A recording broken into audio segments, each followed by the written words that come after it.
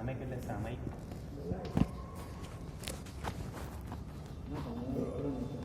વય એટલે વ્રત,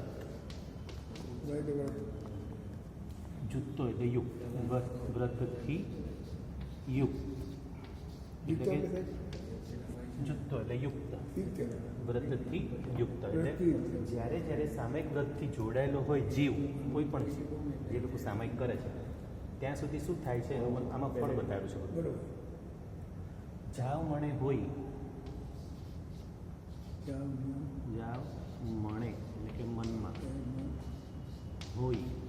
હોય છે નિયમ સંયુક્ત, સંયુક્તો એટલે જુત્તો અને સંયુક્તો બંને સેમ જ છે. તો સામયિક વ્રતથી યુક્ત જાવ એટલે જ્યાં સુધી,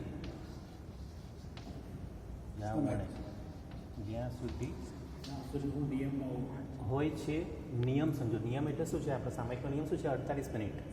48 મિનિટ પૂરતું જ્યારે સામયિકમાં જ્યારે વ્યક્તિ બેઠો હોય અને સંયુક્તો એટલે કે જોડાયો હોય, એટલે કે મન એનું આ સામયિકમાં જોડાયેલું હોય ત્યારે શું થાય છે? બરાબર. હોય એટલે છે, નિયમથી જોડાયેલું. એટલે નિયમ કેટલી છે આપણી? 48 મિનિટ. હા, એટલે કે એક મુહૂર્ત 48 મિનિટમાં એક મુહૂર્ત હોય, એમાં એક સમય ઓછો થાય તો અંતર મુહૂર્ત થઈ જાય. બરાબર. 48 મિનિટ એટલે એક મુહૂર્ત. બરાબર. તો સામયિક વ્રતથી યુક્ત જ્યાં સુધી હોય છે મન. ઉપર ટાઈમ થઈ જાય. હા, 50 મિનિટ થઈ જાય તો કંઈ વાંધો નહીં, ઉપર થઈ જાય તો વાંધો નહીં, પણ એની અંદર ના પડાય. અંદર 48 મિનિટની અંદર પડાય નહીં. ઉપર એટલે તમે નિયમ લીધો છે કે હું 48 મિનિટ સુધી હું બરોબર ક્ષમતાપૂર્વક ક્ષમતાની સાધના કરીશ, એટલે કે બધા જીવોને હું સમભાવે જોઈશ. એટલે 48 મિનિટ એટલે એક મુહૂર્ત સુધી તમારે બેસવાનું છે. હવે એની ઉપર જાય પછી પાડો તો ચાલે, અને ઉપર એક હું 2 સામયિક જતો બી વાંધો નહીં. કેમ કે આપણે સંવત્સરીમાં કેટલા કલાક બેસીએ છીએ? 2.5 કલાક. બરાબર ને? 2.5 કલાક બેસીએ. તો જ્યાં સુધી છે મન, બરાબર, મેઇન આમાં મનનું મહત્વ છે. કેમ કે મનને આપણે કંટ્રોલમાં રાખવાનું છે સામયિકમાં. તો જ્યાં સુધી મન હોય છે 48 મિનિટ સુધી શેમાં જોડાયેલું? સામયિક વ્રતથી યુક્ત, સામયિક વ્રત વડે યુક્ત એવું જોડાયેલું મન હોય છે ત્યાં સુધી શું થાય છે? છિન્નય અસુ, હવે એનું ફળ બતાવે છે. છિન્નય અસુહમ કમ્મમ.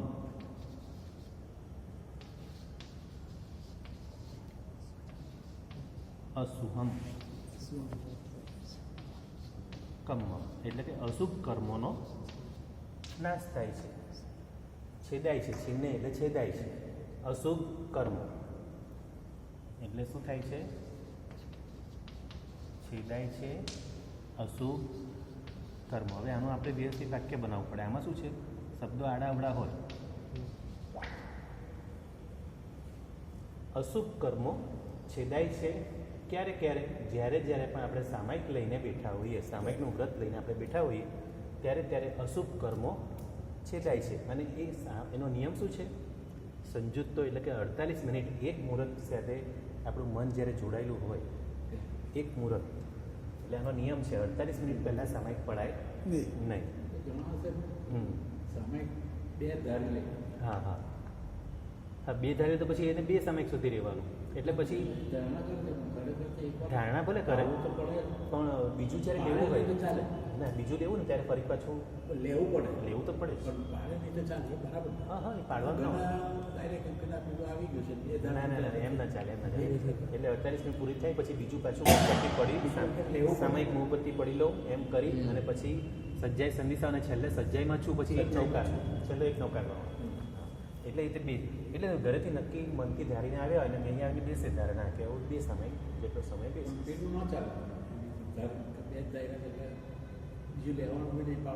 ના, એવું ના ચાલે. લેવું તો પડે. એ તો અમે દેવવંદન બી કરીએ ને, કોઈ દેવવંદન મોટા હોય તો દેવવંદનમાં પણ વચ્ચે પછી એવું લાગે તો સામયિક બીજું લઈ લેવાનું વચ્ચે, એમાં કંઈ વાંધો નહીં. એક વચ્ચે 2 જોડો થાય હરિયંચિયાનો તો પછી પછી પાછું સામાયિક લઈ લેવાનું. આપણે લાભ લેવો છે સામાયિક, પછી સામાયિક લઈ લેવાનું, એમાં કંઈ વાંધો નથી. વચ્ચે એરિયા કરીને સામાયિક લઈ લેવાનું. તો હવે આનો મતલબ શું થશે? સામાયિક વૃત્તિયુક્ત જ્યાં સુધી હોય છે મન, એટલે કે 48 મિનિટ એક મુહૂર્ત, એક મુહૂર્ત જેટલું મન જ્યાં સુધી સામાયિક વ્રતથી જોડાયેલું હોય છે ત્યારે ત્યારે અશુભ કર્મોનો નાશ થાય છે, અશુભ કર્મો છેદાય છે. આ થઈ પહેલી ગાથા.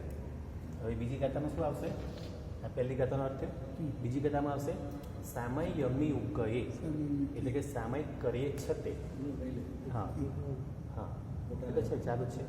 સામયિક કરીએ છતે તો સામયમી ઉકયે સમણો ઇવ સાવો. હવે બહુ મોટો લાભ બતાવ્યો છે આમાં કે સામયિક કરીએ છતે શ્રાવક સાધુ સમાન હોય છે. સમણો ઇવ, ઇવ એટલે પેઠે એના જેવો, સમણો એટલે સાધુ, ઇવ સાવો શ્રાવક સાધુ સમાન હોય છે.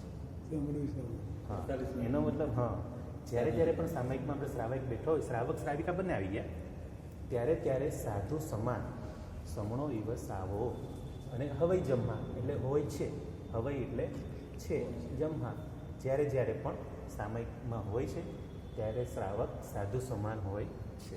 સમણો ઇવ સાવો હવઈ જમ્મા એના કારણે આવા કારણોથી બહુ સામાયિક વારે વારે સામાયિક કરવું જોઈએ.